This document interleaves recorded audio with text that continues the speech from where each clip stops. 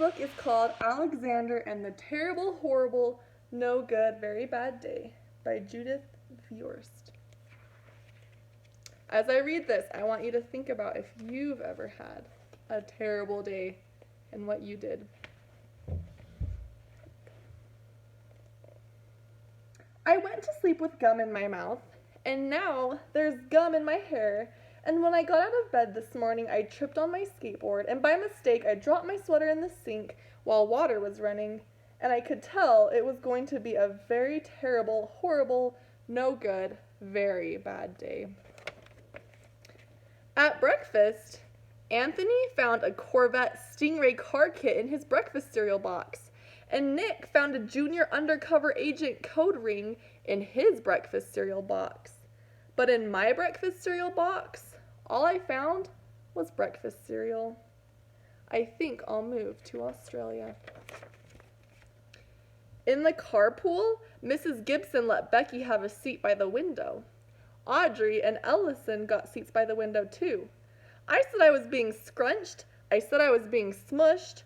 I said if I don't get a seat by the window, I am going to be car sick. Nobody even answered. I could tell it was going to be a terrible, horrible, no good, very bad day. At school, Mrs. Dickens liked Paul's picture of the sailboat better than my picture of the invisible castle. At singing time, she said I sang too loud. At counting time, she said I left out 16. Who even needs 16? I could tell it was going to be a very terrible, horrible, no good, very bad day. I could tell because Paul said I wasn't his best friend anymore. He said that Philip Parker was his best friend, and that Albert Moyo was his next best friend, and I was only his third best friend. I hope you sit on a tack, I said to Paul. I hope the next time you get a double-decker strawberry ice cream cone, the ice cream part falls off the cone part and lands in Australia. There were 2 cupcakes in Philip Parker's lunch bag, and Albert got a Hershey bar with almonds, and Paul's mother gave him a piece of jelly roll that had little coconut sprinkles on top.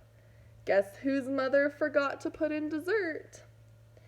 It was a horrible, terrible, no good, very bad day. That's what it was, because after school, my mom took us all to the dentist, and Dr. Fields found a cavity just in me. Come back next week and I'll fix it, said Dr. Fields. Next week, I said, I'm going to Australia. On the way downstairs, the elevator door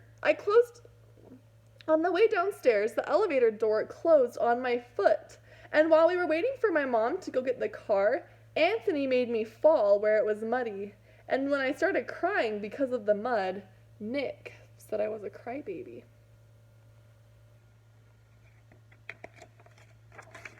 While I was punching Nick for saying crybaby, my mom came back with the car and scolded me for being muddy and fighting. I'm having a terrible, horrible, no good, very bad day, I told everybody.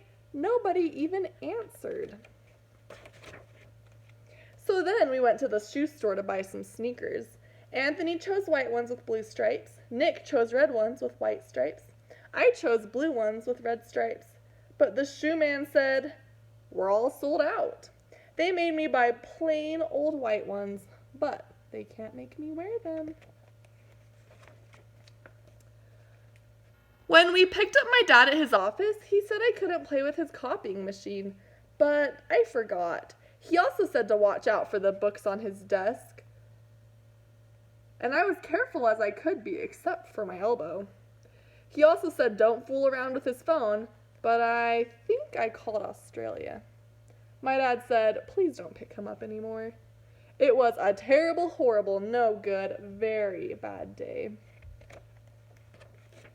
There were lima beans for dinner, and I hate limas. There was kissing on TV, and I hate kissing. My bath was too hot. I got soap in my eyes. My marble went down the drain, and I had to wear my railroad train pajamas. I hate my railroad train pajamas.